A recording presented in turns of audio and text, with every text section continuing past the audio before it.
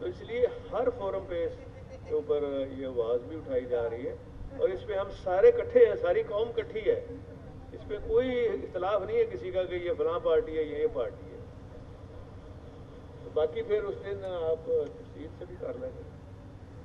جی سر آپ نے درست فرمایا, ختم نبوت کے معاملے پہ کوئی دو رائے ہو نہیں سکتی اور بڑی یہ ہمارے ایمان کا حصہ ہے, آرٹیکل آف فیتھ ہے. ختم نبوت کے ساتھ ناموس رسالت میں تھوڑا سا آپ کو فرق کرنا پڑے گا جب ہم یہ بات کریں گے.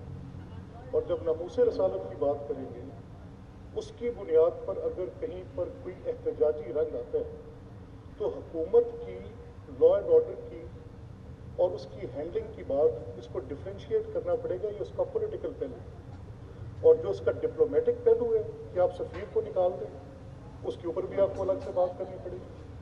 اور سب سے امپورٹنٹ بات یہ کہ یہ آج تحریک انصاف کی نہیں, مسلم لیگ کی حکومت کی نہیں, پیپلز پارٹی کی نہیں, سلیمان تاثیر کے اس واقعے کے بعد سے آج تک ایبسلوٹ فیلئر آف اسٹیٹ ہے اور آپ کی اسمبلیاں بات کرنے کے قابل نہیں. ایک خوف کا اثر ہے, بات کرنے سے پہلے 6 دفعہ اپنے الفاظ کو دیکھنا پڑتا ہے کہ کیا کیا جائے. میری صرف یہ درخواست ہوگی کہ اس کے اوپر حکومت, opposition, political parties, all segments of society یہ طے کریں کہ اب موبوکریسی کے ذریعے loss of property and life is this the way to do it.